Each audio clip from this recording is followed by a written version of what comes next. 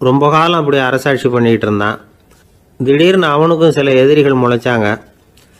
அவங்கெல்லாம் ஒன்று சேர்ந்து இவனை தோற்கடிச்சுட்டாங்க. தோற்று போனதும் இவனுக்கு பயம் வந்துட்டுது, எங்கே எதிரிகள் நம்ம கொண்டுடுவாங்களோ அப்படின்னு. வெளியில் வந்தால் தனக்கு ஆபத்துன்னு பயந்துக்கிட்டு யாருக்கும் தெரியாமல் ஒரு குகைக்குள்ளே போய் பதுங்கி கிடக்கிறான். நிலைமையை பாருங்கள். முதல் நாள் அரண்மனையில் அதிகாரம் பண்ணிக்கிட்டு இருந்தவன் மறுநாள் குகையில் பயந்து போய் பதுங்கி கிடக்கிறான். ராத்திரி நேரம் வந்தது, பசி வயத்தை கிள்ளுது, பிச்சை எடுத்து சாப்பிட வேண்டிய நிலைமை. பிச்சை எடுக்கிறதுக்கு பாத்திரம் வேணுமே, என்ன பண்ணுறது அப்படின்னு அங்கேயும் இங்கேயும் பார்க்குறான். ஒரு மூலையில் யாரோ விட்டுட்டு போன ஒரு ஓடு கிடக்குது.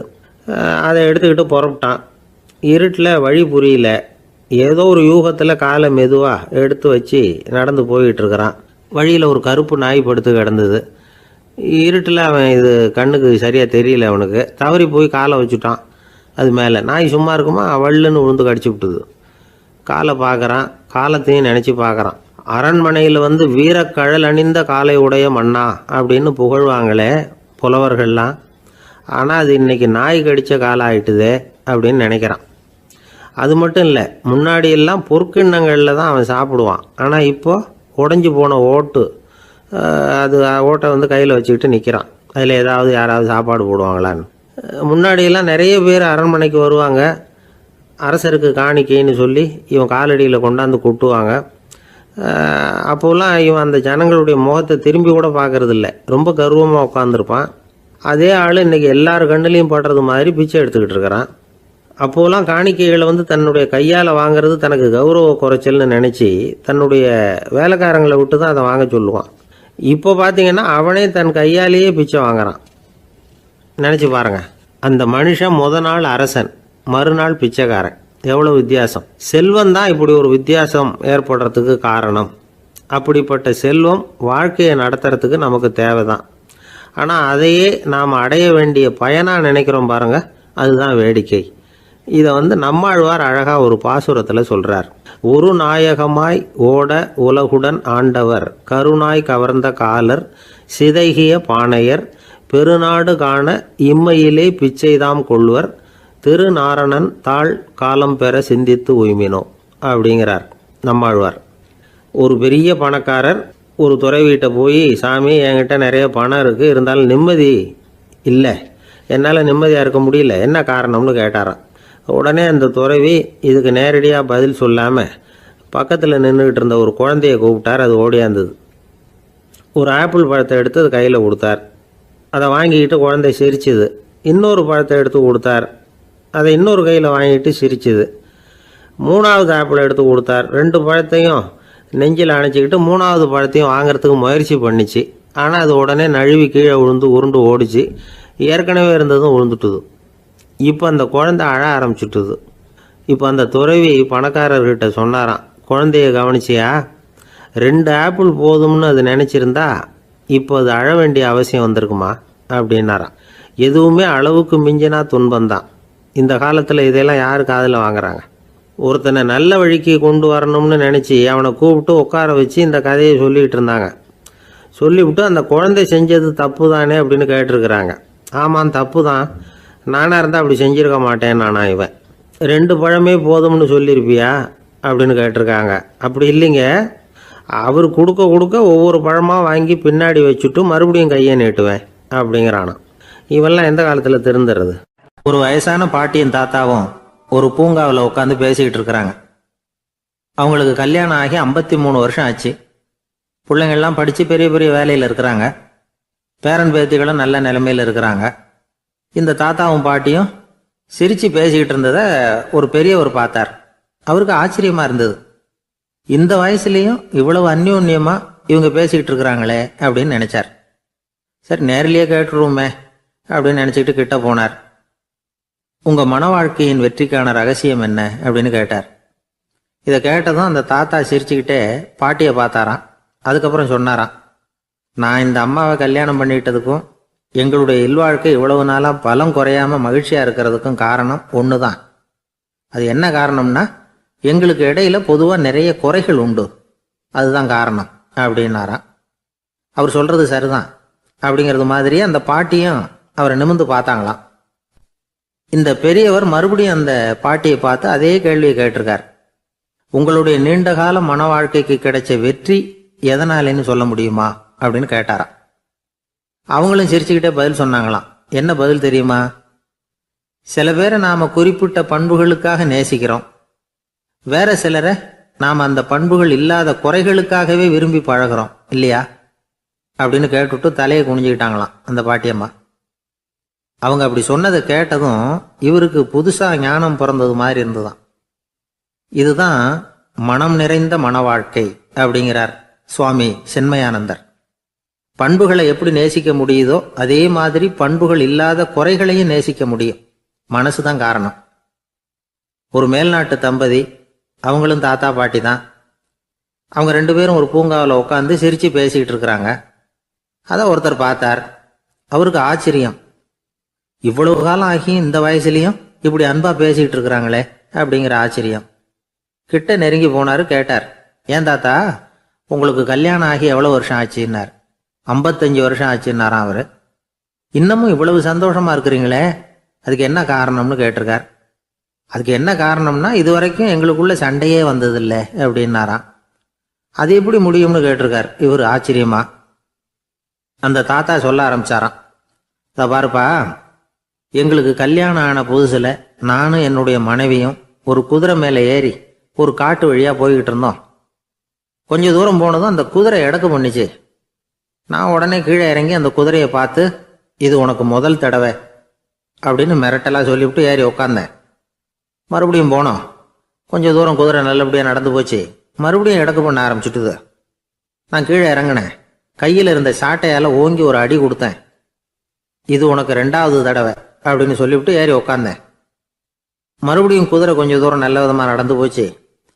அப்புறமும் எடக்கு பண்ண ஆரம்பிச்சுட்டுது. அந்த சமயத்தில் ஒரு ஆற்று பாலத்தை கடந்து போய்கிட்டு இருக்கிறோம். நான் கீழே இறங்கினேன். என்னுடைய மனைவியையும் கீழே இறங்க சொன்னேன். அந்த குதிரையை பிடிச்சி அப்படியே ஆற்றுல தள்ளி விட்டுட்டேன். தள்ளி விட்டுட்டு, இது உனக்கு கடைசி தடவை அப்படின்னு சொன்னேன். அதை பார்த்ததும் என் மனைவி பதறி போயிட்டாங்க.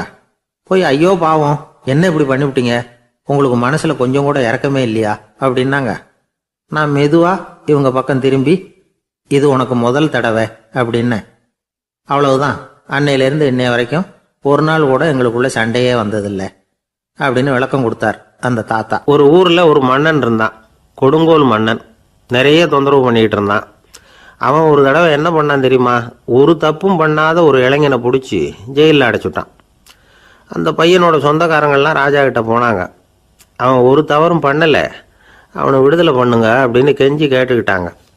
மன்னன் யோசனை பண்ணான். அந்த இளைஞனை கூப்பிட்டுக்கிட்டு வர சொன்னான்.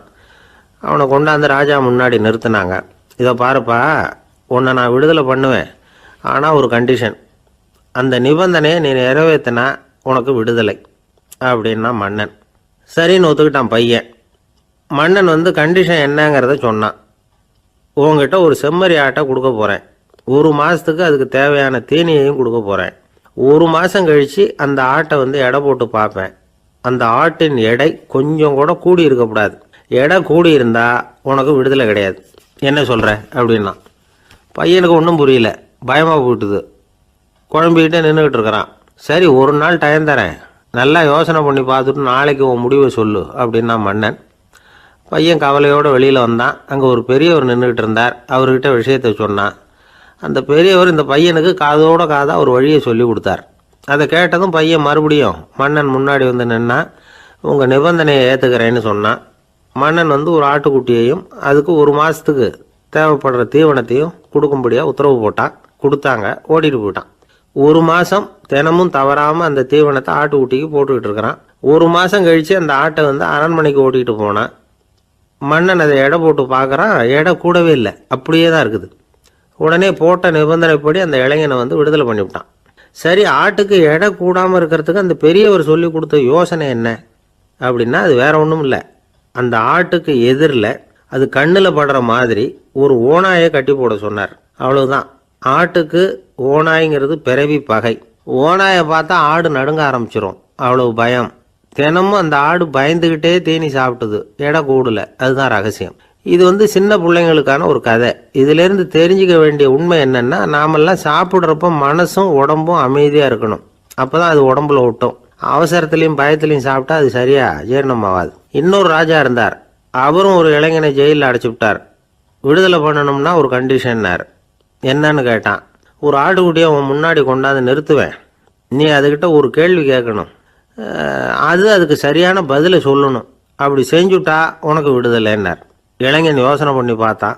சரின்னு ஒத்துக்கிட்டான். அது பிரகாரமே ஆட்டுக்குட்டியை பதில் சொல்ல வச்சுட்டான். என்ன நடந்தது தெரியுமா? ஆட்டுக்குட்டியை கொண்டாந்து நிறுத்தினாங்க.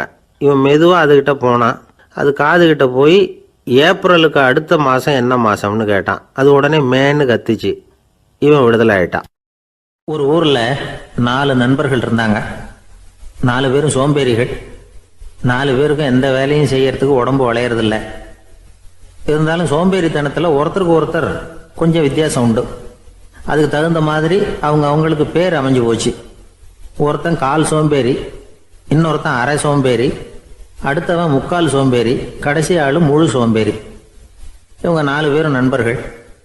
அப்புறம் எப்படி காரியம் நடக்கும்? 4 பேரும் ஒரு வீதியில் அப்படியே நடந்து போய்கிட்டு இருக்கிறாங்க. நல்ல பசி. எங்கேயாவது சோறு போடுவாங்களா அப்படின்னு பார்த்துக்கிட்டே வந்தாங்க. அவங்க வந்த வழியில் ஒரு ரூபா காசு கிடந்தது தரையில். அவங்க கண்ணில் அது பட்டுது. ஆனாலும் அதை குனிஞ்சு எடுக்கணுமே, அதுக்கு சோம்பேறித்தனம். முழு சோம்பேறி பார்த்தான். பக்கத்தில் வந்துக்கிட்டு இருந்த முக்கால் சோம்பேறிக்கிட்ட சொன்னானா, டேய் அதை கொஞ்சம் குனிஞ்சு எடுறா அப்படின்னானா. அவன் என்ன பண்ணான் தெரியுமா? அதுக்கு அடுத்தபடியாக வந்த அரை சோம்பேறிக்கிட்ட சொன்னானா, டேய் நீ அதை கொஞ்சம் குனிஞ்சு எடுறா அப்படின்னானா. அவன் இவனை விட மோசம். அடுத்தவங்ககிட்ட சொல்லியிருக்கிறான். அவனும் குனியறதுக்கு தயாராக இல்லை. ஆக கூடி கடைசியில் யாருமே காசை எடுக்கலை. என்னத்துக்கு அனாவசியமாக உடம்பை வளைச்சிக்கணும் அப்படின்னு எல்லாரும் பேசாமல் வந்துட்டாங்க. அவங்க பாட்டுக்கு நடந்து வந்துக்கிட்டே இருக்கிறாங்க. எதிரில் ஒருத்தன் வாழைப்பழத்தை வண்டியில் வச்சு தள்ளிக்கிட்டே வந்தான். ரூபாய்க்கு 4 பழம்னு கூவி விற்றுக்கிட்டே வர்றான். இப்போ அந்த முழு சோம்பேறி சொன்னானா, டேய் வழியில் கிடந்ததை ரூபா, அதையாவது எடுத்துக்கிட்டு வந்திருந்தா இப்போ இந்த பழத்தை வாங்கி ஆளுக்கு ஒன்று சாப்பிடலாமே அப்படின்னானா. ஆமாம் சாப்பிட்ருக்கலாமே அப்படின்னாங்களாம் மற்றவங்களும். ஆனாலும் திரும்பி போய் அதை எடுக்கணும்னு யாருக்கும் தோணலை. பேசாமல் சோர்ந்து போய் நடந்து வந்தாங்களாம். இருட்டி போச்சு. வழியில் ஒரு கோவில். சரி இங்கேயே படுத்து தூங்குவோம் அப்படின்னா ஒருத்தன். அதுதான் சரின்னாங்க மற்றவங்களும். அப்படியே மண்டபத்தில் படுத்துட்டாங்க. கோவில் அர்ச்சகர் வேலையெல்லாம் முடிச்சு விட்டு வெளியில் வந்திருக்காரு. இவங்கள பார்த்தாராம். ஏன் இப்படி சோர்ந்து போய் கிடக்குறீங்க அப்படின்னு விசாரிச்சிருக்காரு. 2 நாளாச்சுங்க நாங்கள் சாப்பிட்டு அப்படின்னாங்களாம். அவர் உடனே ஐயோ பாவம் அப்படின்னு சொல்லி பானை, விறகு, அரிசி, தண்ணி எல்லாம் கொடுத்து நீங்களே சமையல் பண்ணி சாப்பிட்டுக்குங்க அப்படின்னு சொல்லிவிட்டு போயிட்டார். இந்த 4 பேருக்கும் சமையல் பண்ணி சாப்பிட்ணும்னு ஆசையாக தான் இருந்தது. ஆனால் அடுப்பு பற்ற வைக்கணுமே, அதுக்கு தீப்பெட்டி வேணுமே. தீப்பெட்டி இல்லை. இப்போ முழு சோம்பேறி ஆரம்பித்தான். அடுத்தவனை பார்த்து, டேய் கடைக்கு போய் ஒரு தீப்பெட்டி வாங்கிட்டு வாயேன் அப்படின்னு நானா. அவன் வழக்கம் போல் அடுத்தவங்ககிட்ட சொல்லியிருக்கான். அவன் அதுக்கு அடுத்தவங்ககிட்ட சொல்லியிருக்கிறான். கடைசியாக கால் சோம்பேறிக்கிட்ட வந்து சேர்ந்தது. அவனும் அது நம்மால் முடியாது அப்படின்னு பேசாமல் இருந்துட்டான். இப்போ தீப்பெட்டி வேணுமே, அதுக்கு என்ன பண்ணுறது? அவங்களுக்குள்ளே பேசி ஒரு முடிவுக்கு வந்தாங்களாம். அதாவது யார் முதல்ல வாயை திறந்து பேசுகிறாங்களோ அவங்க தான் தீப்பெட்டி வாங்கிறதுக்கு போகணும் அப்படின்னு. அவ்வளவுதான். உடனே 4 பேரும் வாயை கெட்டியாக மூடிக்கிட்டு படுத்துக்கிட்டாங்க.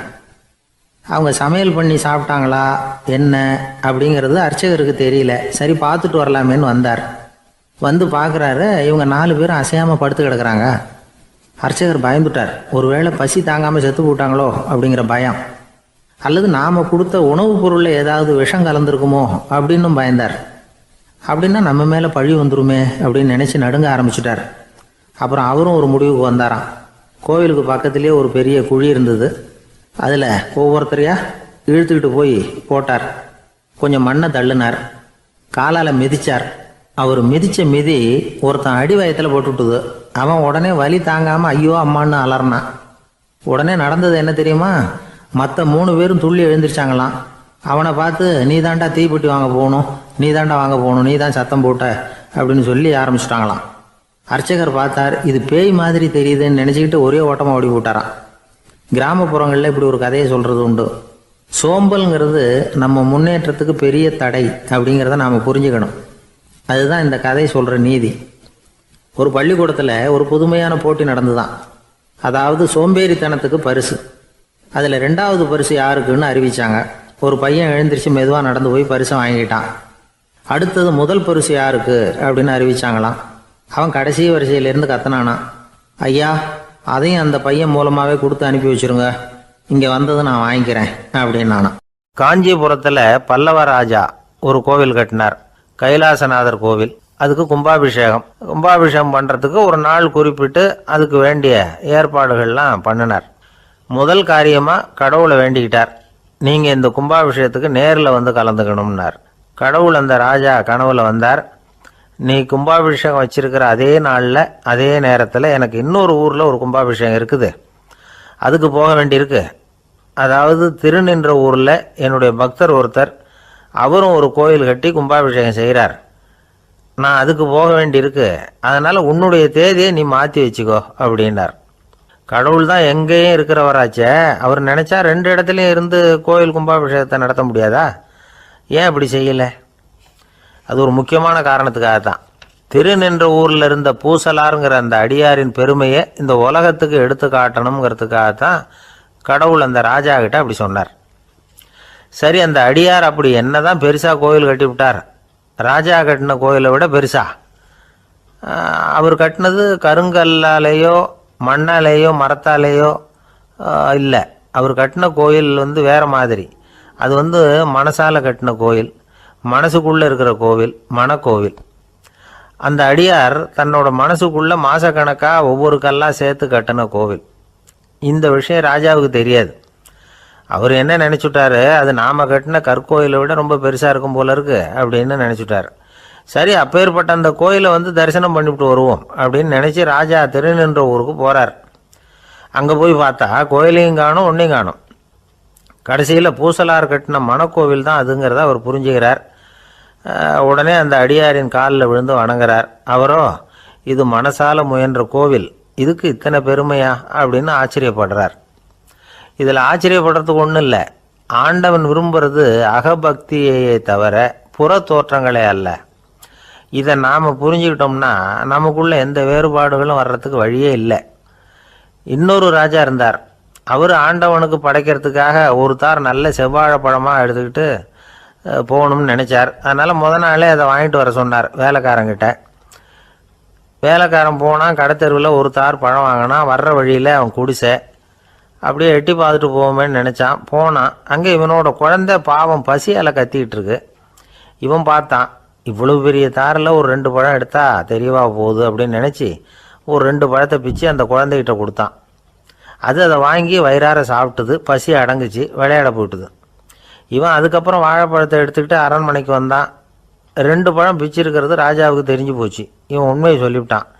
உடனே ராஜா, கடவுளுக்கு படைக்க வேண்டிய பொருளை குழந்தை எச்சில் பண்ண விட்டுருக்கியே அப்படின்னு சொல்லி அவனை கட்டி வச்சு சாட்டையால் அடித்தார் பாவம். மறுநாள் பழத்தை கோயிலுக்கு எடுத்துகிட்டு போனார். கடவுள் முன்னாடி வச்சார். கடவுள் கண்ணை திறந்து பார்த்தார், பழம்லாம் அழுகி இருக்குது. என்ன இது அழுகி போன பழம் அப்படின்னார். ராஜா முழிச்சார். நல்லா தானே இருந்தது அப்படின்னு நினச்சார். அப்போ கடவுள் அந்த ராஜா கிட்ட சொன்னாராம், இதை பாருப்பா, இந்த தாரில் 2 பழம் தான் நல்ல பழம், அந்த 2 பழங்களையும் நேற்றுக்கே நான் சாப்பிட்டுட்டேன் அப்படின்னாராம். அப்போ தான் ராஜாவுக்கு புரிஞ்சுது, ஏழை குழந்தையின் பசியை தீர்க்கறதுக்காக உதவுன அந்த 2 பழம்தான் இறைவன் சாப்பிட்ட பழம்னு. இறைவன் இருக்கிற இடம் எது? இதுதான். ஒரு ஊரில் ஒரு ஆள் இருந்தான், தையல் கடை வச்சிருந்தான். அவங்கிட்ட ஒருத்தன் ஒரு சட்டை துணி எடுத்து கொடுத்து தைக்க சொல்லியிருந்தான். வர்ற சனிக்கிழமை வா, வாங்கிட்டு போ அப்படின்னு அவன் சொல்லியிருந்தான். அதே மாதிரி இவன் வந்தான். அவன் தச்சு வச்சிருந்த சட்டையை கொடுத்தான். இவன் வாங்கி அங்கேயே போட்டு பார்த்தான். கை நீளம் ஒன்றுக்கு ஒன்று வித்தியாசமாக இருந்தது. வலது கை இடது பக்கத்தை விட நீளம் குறைச்சலாக இருந்தது. அவன் முணுமுணுக்க ஆரம்பிச்சுட்டான், என்ன இது இப்படி தைச்சுட்டியேன்னு. இதுக்கு அவன் சொன்னான், ஐயையோ இதுக்காகவா சங்கடப்படுறீங்க, வலது கையை மட்டும் கொஞ்சம் உள்ளே இழுத்தாப்புல வச்சுக்கிட்டீங்கன்னா சரியா போகுது, மற்றபடி அந்த சட்டையில் உள்ள கலை அம்சத்தை கவனிங்க, எவ்வளோ அற்புதமாக தைச்சிருக்கேன் பாருங்க, ஒரு சின்ன குறைய இப்படிலாம் பொருட்படுத்த வேண்டியதில்லை, நான் சொன்னது மாதிரி கையை கொஞ்சம் உள்ளே இழுத்தது மாதிரி வச்சுக்கிட்டு நடந்து போங்க, ஜோராக இருக்கும் அப்படின்னா. அவனும் யோசிச்சு பார்த்தான். சரியான யோசனையாக தான் தோணுச்சு. கொஞ்சம் முயற்சி பண்ணி வலது கையை கொஞ்சம் உள்ளே இழுத்து சட்டை சரியாக இருக்கிறது மாதிரி பண்ணிக்கிட்டான். இப்போ மறுபடியும் ஒரு பிரச்சனை. வலது கையை உள்ளே இழுத்த மாதிரி அப்படியே வச்சுக்கிட்டதும் முதுகு பக்கம் கொஞ்சம் துணி தளர்த்தியாக தொங்குறது மாதிரி தெரிஞ்சுது. என்ன இது முதுகு பக்கம் துணி குவிஞ்சுட்டுதே தொங்குதே அப்படின்னா மறுபடியும், அடடா இதுக்காகவா கவலைப்படுறீங்க, உடம்ப அதுக்கு தகுந்த மாதிரி கொஞ்சம் வளைச்சிக்கிட்டா சரியா போடுது. இதுக்காக அந்த அழகான தையலை பிரித்து அதில் உள்ள கலை அம்சத்தை கெடுக்கிறதுக்கு என் மனசு இடம் தரல.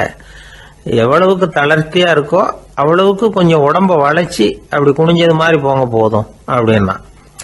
அதுவும் நல்ல யோசனையாக தான் பட்டுது இவனுக்கு. சரின்னு சொல்லிவிட்டு புறப்பட்டான். தெருவில் இறங்கினான். கையை கொஞ்சம் உள்ளே இழுத்தான். உடம்ப கொஞ்சம் முன்னால் வளைச்சான். சட்டைக்கு தகுந்த மாதிரி உடம்ப பண்ணிக்கிட்டான். மெதுவாக நடந்து போகிறான். இப்போ எதிரில் இன்னொருத்தன் வரான். இவனை பார்க்குறான். இவன் போட்டிருக்கிற சட்டையை பார்க்குறான். ஆஹா அற்புதம்ங்கிறான். சும்மா சொல்லக்கூடாது, ரொம்ப நல்லா இருக்கு. நிச்சயமா இது இந்த ஊர் மேல தெருவில் இருக்கிற ஒருத்தன் இருக்கானே, அவன் தைச்சதா தான் இருக்கணும் அப்படின்னா. இதை கேட்டதும் அவனுக்கு ஆச்சரியம். எப்படி அவ்வளவு கரெக்டாக கண்டுபிடிச்சிங்க அப்படின்னு கேட்டிருக்கான். இதுக்கு அந்த வழிபோக்கன்னு சொன்னானா, அவன் ரொம்ப கெட்டிக்காரன். உங்களை மாதிரி உடம்பும் கையும் வளைஞ்சு போன ஒரு ஆசாமிக்கு அவனை தவிர வேற யாராலேயும் இவ்வளவு பொருத்தமான ஒரு சட்டையை தைக்க முடியாது அப்படின்னானா. பாருங்க, அவனுக்காக இவன் அனுசரிக்க போய் இவனோட நிலைமை எப்படி ஆயிடுது பாருங்க. இதே மாதிரி தான் சில சடங்குகளும் சம்பிரதாயங்களும் நம்மளை கோமாளி ஆக்கி விட்டுரும். எதுவா இருந்தாலும் அதுல அறிவுபூர்வமான அணுகுமுறை அவசியம்.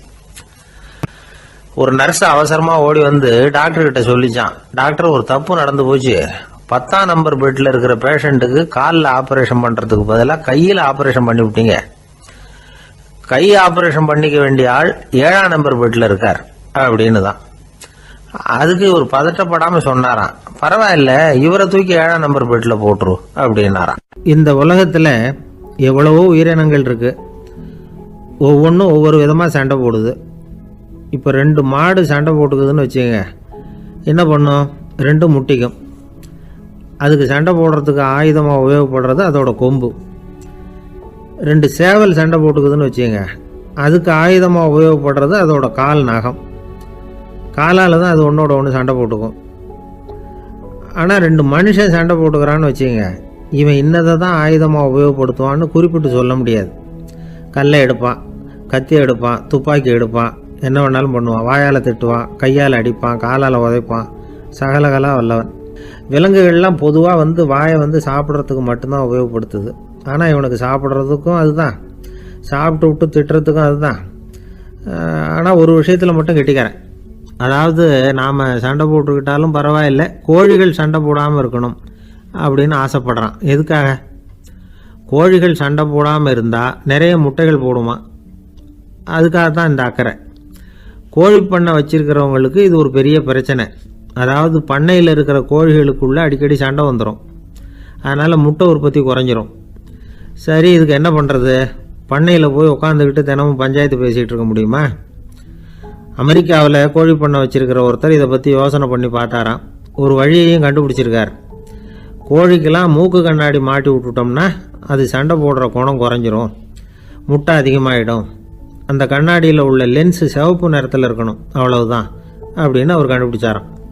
இது ஏற்கனவே நடைமுறையில் கண்டுபிடிக்கப்பட்ட ஒரு விஷயம். ஆனால் எல்லா கோழிக்கும் சிவப்பு மூக்கு கண்ணாடி எப்படி மாட்டி விடுறது? அப்படியே மாட்டி விட்டாலும் அது நழுவாமல் இருக்கணுமே. இப்போ நாமெல்லாம் நடு வரலால் மூக்கு கண்ணாடி நடுவில் தொட்டு அப்படி ஸ்டைலாக சரி பண்ணிக்கிறோம். அது மாதிரி கோழி எப்படி சரி பண்ணிக்கும்? இதுதான் பிரச்சனை.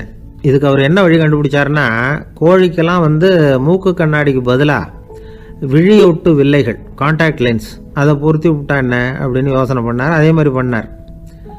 அதே மாதிரி செஞ்சு பார்த்தார், வெற்றி. அதுக்கப்புறம் கோழியெல்லாம் சண்டை போட்டுக்கலையாம், சமாதான பிரியர்கள் ஆகிட்டு தான். கோழிகளுக்கு இயல்பாகவே சண்டை போடுற குணம் உண்டு. ஆனால் அதோட கண்ணுக்கு பார்க்குற பொருள்லாம் ரோஜா நிறத்துலையோ அல்லது இன்னும் சொல்ல போனால் அழுத்தமான சிவப்பு நிறத்துலையோ தெரிஞ்சதுன்னா சண்டை போடுற குணம் குறைஞ்சிருதான். அந்த சமயத்தில் அது அதிகமாகவும் முட்டையிட ஆரம்பிச்சுடுதான். அதே நேரத்தில் இறை எடுக்கிறத கூட குறைச்சிக்குதான். இது ஏன் இப்படி பண்ணுதுங்கிறது விஞ்ஞானிகளுக்கு இன்னமும் புரியலையா.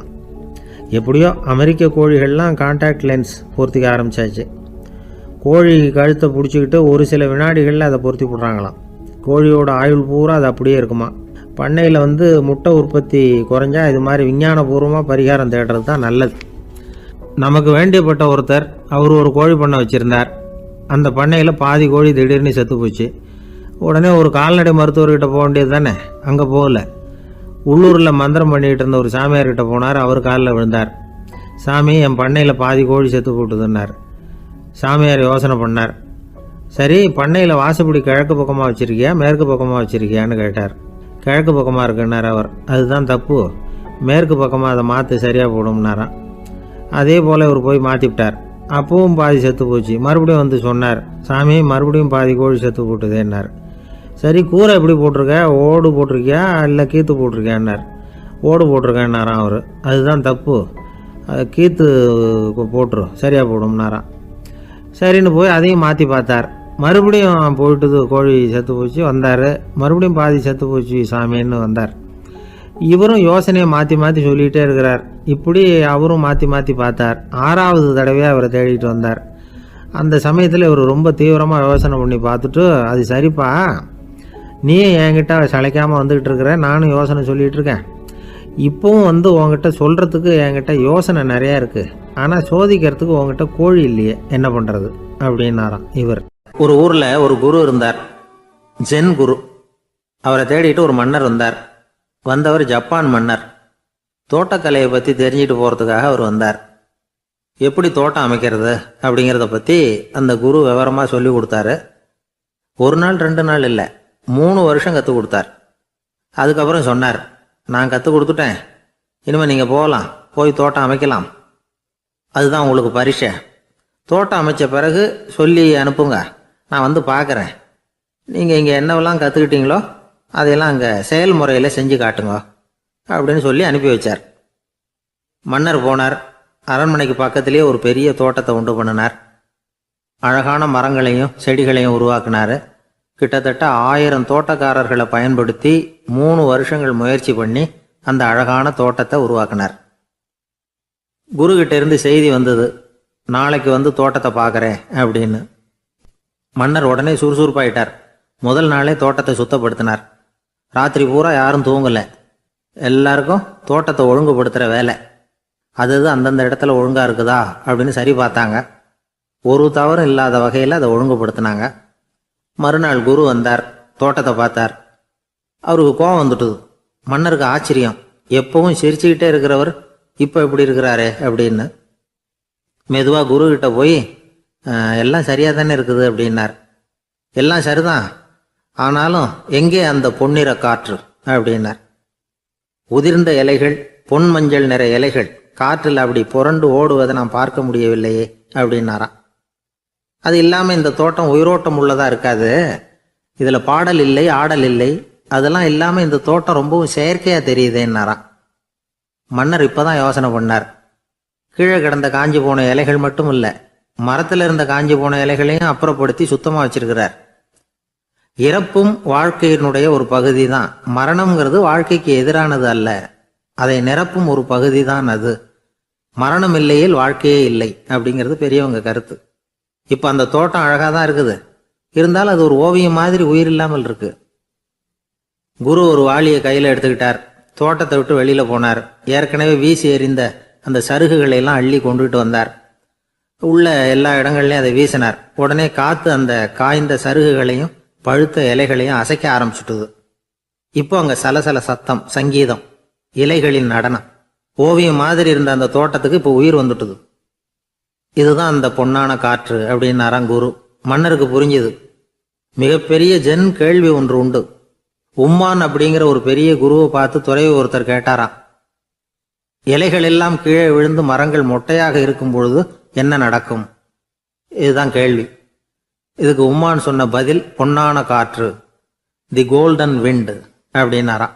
இதுக்கு என்ன விளக்கம்னா, உன்னுடைய எண்ணங்கள் எல்லாம் உன்னுடைய மனசிலிருந்து கீழே விழுந்து உனது உள்ளுணர்வானது மொட்டையாக நிற்கும் நிலைதான் அது. உனது வேர்களின் அருகில் காற்று வீசுகிறது. எல்லா எண்ணங்களும் உன்னிலிருந்து வெகு தூரத்துக்கு புரண்டு கொண்டே சென்று விடுகிறது. நீ அவற்றை கடந்து விட்டால் நீ அவைகளுக்கெல்லாம் மேலெழுந்து கீழே பார்ப்பவனைப் போல நிற்க ஆரம்பித்து விடுவாய். அதுதான் தியானம் என்பது அப்படின்னு சொல்றாங்க. தியானம்ங்கிறது எண்ணத்துக்கு எதிரானதில்லை. தியானம்ங்கிறது எண்ணங்களை கடந்து செல்வது தான். அதுக்கப்புறம் நாம் பொன்னிற காற்றில் ஆட ஆரம்பிச்சிருவோம். இதுதான் பெரியவர்கள் சொல்றது. என்கிட்ட ஒருத்தர் வந்து தோட்டம் அமைக்கணும்னு யோசனை கேட்டு வந்தார். எல்லாம் சொல்லி கொடுத்தேன். செடிகள்லாம் செழிப்பாக வளரணும்னா வேர் காயாமல் பார்த்துக்குங்கோ, தினமும் தண்ணி விடுங்கோ அப்படின்னு சொல்லி அனுப்பி வச்சேன். 1 மாதம் கழிச்சு அவர் தோட்டத்தை பார்க்கறதுக்காக போனேன். போய் பார்த்தா எல்லா செடியும் வாடி கிடக்குது. என்னங்க இப்படி பண்ணிவிட்டீங்கன்னு. நீங்கள் சொன்னபடி தான் செஞ்சேன்னார். என்ன செஞ்சீங்கன்னு கேட்டேன். வேர் காயாமல் பார்த்துக்க சொன்னீங்க, தினமும் ஒரு தடவை எல்லா செடியையும் ஒவ்வொன்றா பிடுங்கி பார்த்து வேர் காயாமல்